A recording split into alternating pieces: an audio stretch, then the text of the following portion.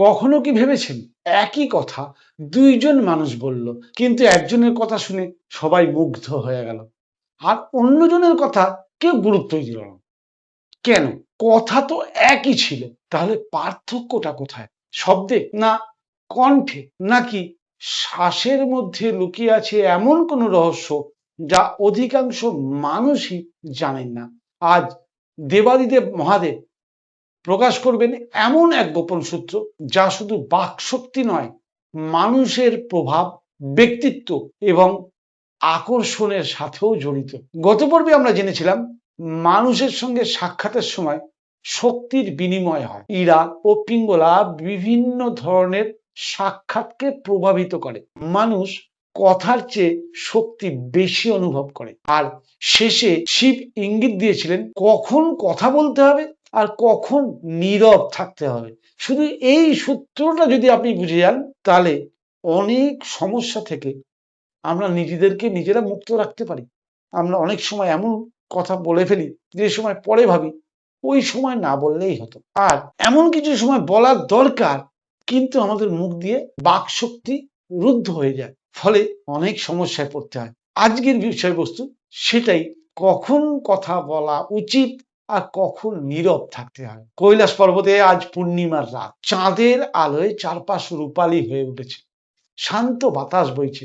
দেবী পার্বতী গভীর চিন্তায় নিমগ্ন। পার্বতী দেবাদিদেব মহাদেবকে জিজ্ঞেস করলেন, হে প্রভু, আমি দেখছি কিছু মানুষ কথা বললে সবাই মনোযোগ দিয়ে শোনে, আবার কিছু মানুষ অনেক ভালো কথা বলেও মানুষের মন কিছুতেই ছুঁতে পারে না, এর কারণটা কি? শিব মৃদু হাসলেন, বললেন, দেবী, শব্দ শুধু বাহন নয়, শক্তি প্রকৃত বার্তা বহন করে। দূরে মেঘের মধ্যে বিদ্যুতের রেখা ফুটে উঠল। দেবাদিদেব বললেন, মানুষ মনে করে কথা মুখ থেকে বের হয়, কিন্তু সত্যি বলতে কথা জন্ম নেয় শ্বাসের মধ্যে। শ্বাস ছাড়া শব্দ সম্ভব নয়, শ্বাস ছাড়া কণ্ঠ সম্ভব নয়, শ্বাস ছাড়া বাক শক্তি সম্ভব নয়। পার্বতী বললেন, তাহলে কণ্ঠের শক্তি স্বরের উপর নির্ভর করে? দেবাদিদেব বললেন, অনেকটাই। যখন বাম নাসিকা সক্রিয় থাকে, কণ্ঠ হয় কোমল, বাক্য হয় হৃদয়স্পর্শী, মানুষ নিরাপত্তা অনুভব করে, আবেগের সংযোগ সহজ হয়। এই সময়ে উপযুক্ত হলো শিক্ষা দেওয়া, পরামর্শ দেয়া, একের সঙ্গে আরেকজনের সম্পর্কের কথা বলা, আধ্যাত্মিক আলোচনা করা। তার জন্য বাম নাসিকা শক্তির প্রয়োগ দরকার। দেবাদিদেব মহাদেব বললেন, চন্দ্র শক্তির বাক্য হৃদয়ে খুব সহজে প্রবেশ করে। তাহলে মহাদেবের কথা অনুযায়ী এই পর্যন্ত শুনে আমরা যা বুঝলাম, যে আমি যখন কাউকে কোনো কথা বলছি, তখন যদি আমি দেখি যে আমার বাম নাসিকা চলছে, তখন আমার জানতে হবে যে আমার কথা তার হৃদয়ে প্রবেশ করার একটা চান্স থেকে যায়। কিন্তু যখন ডান নাসিকা সক্রিয় হয়, তখন কণ্ঠ হয় দৃঢ়, আত্মবিশ্বাস বাড়ে, নেতৃত্ব প্রকাশ পায়, মানুষ প্রভাব অনুভব করে। এই সময় উপযুক্ত হচ্ছে বক্তৃতা দেওয়া, ব্যবসায়িক আলোচনা করা, নেতৃত্বমূলক নির্দেশ দেওয়া, দর কষাকষি করা। সূর্য শক্তির বাক্য মানুষকে কর্মে উদ্বুদ্ধ করে। তাহলে সবচেয়ে বড় ভুল কোথায় আমাদের? পার্বতী প্রভুকে জিজ্ঞেস করলেন, হে প্রভু, তাহলে কি শুধু সঠিক স্বরে কথা বললেই সবাই আমাকে শুনবে? শিব গম্ভীর হয়ে বললেন, না, যার ভেতরে সত্য নেই তার কণ্ঠে শক্তি স্থায়ী হয় না। সহজে এই জায়গাটা বুঝে নিতে হবে।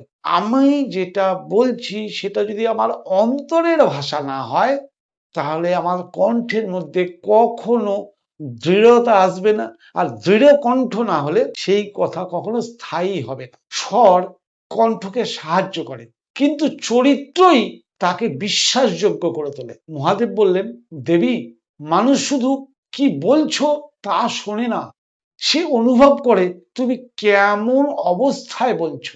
একই বাক্য রাগ থেকে বললে এক ফল, ভালোবাসা থেকে বললে আর এক ফল, সচেতনতা থেকে বললে সম্পূর্ণ ভিন্ন ফল। পার্বতী প্রভুকে জিজ্ঞেস করলেন, হে প্রভু, তাহলে নীরবতার ভূমিকা কি? মহাদেব বললেন, যে নীরব হতে জানে না সে কখনো প্রকৃতভাবে কথা বলতে পারে না।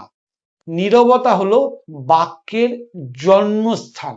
যেমন রাত ছাড়া ভোর আসে না, তেমনি নীরবতা ছাড়া শক্তিশালী বাক্য জন্মায় না। আজ থেকে আমরা একটা অভ্যাস করব, কোনো গুরুত্বপূর্ণ কথা বলার আগে 3টি গভীর সচেতন শ্বাস নেব, অর্থাৎ দীর্ঘ শ্বাস নেব এবং দীর্ঘ শ্বাস ছাড়ব 3 বার। এবার দেখুন সেই সময় কোন নাসিকা বেশি সক্রিয়। ছাড়লেই বোঝা যায় আমার এই মুহূর্তে বাম নাসিকা বেশি সক্রিয়। ফলে কি হচ্ছে যে আমি এই ধরনের আলোচনা করতে ভেতর থেকে অনুপ্রাণিত হচ্ছি। বাম নাসিকা যখন চলবে তখন মনকে লক্ষ্য করুন আপনার মনের ভাব কি, আর ডান নাসিকা যখন চলবে তখনও লক্ষ্য করুন আপনার মনের ভাব কি। আপনি এখানেই বুঝতে পারবেন যে আপনার এবার কি করা উচিত। আগে নাসিকার প্রবাহ দেখে এইবার কথা বলুন। 3টি শ্বাস নিতে খুব বেশি হলে 1 মিনিট সময় লাগবে। 1 মিনিট থামুন না। ওই যে মহাদেবের কথা অনুযায়ী থামলেই তবেই তো বাক্যের জন্ম হবে। অতএব থামুন, থেমে শ্বাসটাকে আগে লক্ষ্য করুন, তারপরে কথা বলুন। কয়েকদিনের মধ্যে আপনি অনুভব করবেন আপনার বাক্য আরো শান্ত, আরো পরিষ্কার এবং প্রভাবশালী হচ্ছে। একটা প্রাচীন ঘটনা বলি। একজন শিষ্য একদিন মহাদেবকে জিজ্ঞেস করলেন, প্রভু, আমি অনেক শাস্ত্র পড়েছি, তবু মানুষ আমার কথা শোনে না কেন? শিব উত্তর দিলেন, তুমি শব্দ শিখেছ কিন্তু নীরবতা শেখনি, তুমি বাক্য মুখস্থ করেছো কিন্তু শ্বাসকে জানোনি। শিষ্য নত হয়ে গেলেন। গল্প আরো গভীরে যেতে শুরু করলো। পার্বতী দীর্ঘক্ষণ নীরবে রইলেন, তারপর ধীরে বললেন, হে প্রভু, যদি শ্বাস কণ্ঠকে এতটাই প্রভাবিত করে তাহলে কি শ্বাস মানুষের চিন্তাকেও প্রভাবিত করে? শিবের চোখে রহস্যময় আলো জ্বলে উঠল। হ্যাঁ দেবী, কিন্তু এখান থেকেই শুরু হয় ষড়বিদ্যার আর একটা গভীর অধ্যায়, যেখানে আমরা প্রবেশ করব। এইবার চিন্তার জন্ম কিভাবে হয়, মনের তরঙ্গ এবং শ্বাস ও চিন্তার অদ্ভুত সম্পর্কের একটা নতুন জগতে আমরা প্রবেশ করব আগামী সপ্তাহে। ঠিক তখনই আকাশে তীব্র বজ্রপাত হলো। মনে হলো কৈলাস নিজের পরবর্তী রহস্যের অপেক্ষায় রয়েছে। চিন্তা আগে আসে না শ্বাস? রাগ উঠলে শ্বাস বদলায় নাকি শ্বাস বদলালে রাগ ওঠে? মনের ওপর নিয়ন্ত্রণ পেতে গেলে কোথা থেকে শুরু করতে হবে? শ্বাস কি সত্যিই চিন্তাকে বদলে দিতে পারে? এত কিছু প্রশ্ন নিয়ে আমরা আসবো আগামী পর্বে। পরবর্তী পর্বে দেবাদিদেব মহাদেব এমন গোপন সূত্র প্রকাশ করবেন যা জানার পর আপনি বুঝতে পারবেন কেন হাজার হাজার বছর ধরে যোগীরা মনকে নয় শুধু শ্বাসকে নিয়ন্ত্রণ করতে শিখিয়েছিলেন। এটাই ছিল আজকের পর্বের মূল আলোচনা।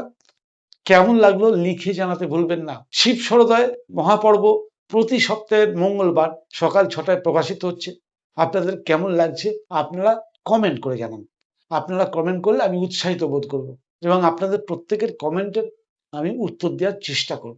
যা প্রশ্ন আছে লিখে জানান। যারা নতুন এসছেন আমার চ্যানেলে, এই ধরনের স্বাস্থ্য এবং বৈদিক জ্ঞানের সঙ্গে জড়িত মজার ছলে শিব সরোদয়ের জ্ঞান পরিবেশন করা আমার নেশা, আমি সেই নেশার থেকে করছি। যদি ভালো লেগে থাকে তাহলে অবশ্যই চ্যানেলটি সাবস্ক্রাইব করে নিন, আর আগ্রহের সঙ্গে দেখবে মনে করেন তাদেরকে শেয়ার করে শিব সরোদয়ের জ্ঞান কিছুটা হলেও তাদের অন্তরস্থ হওয়ার সুযোগ করে দিন। কারণ আমাদের এই ছোট্ট ধারণা বা ছোট্ট শিক্ষা, শ্বাসের জ্ঞান আমাদের জীবনকে বদলে দিতে পারে। চলুন না সবাই মিলে আমরা একসঙ্গে শিব সরোদয়ের এই অলৌকিক জ্ঞান সম্বন্ধে কিছুটা অবগত হই। আগামী পর্বে আবার দেখা হবে। ততক্ষণের জন্য অভ্যাস করুন, শ্বাসকে চিনতে শিখুন, কোন শ্বাস চলছে, সেই সময় কি করা উচিত বুঝে নিয়ে সেইভাবে নিজের ব্যবহার করুন, দেখুন আপনি ফল পাবেন। নমস্কার।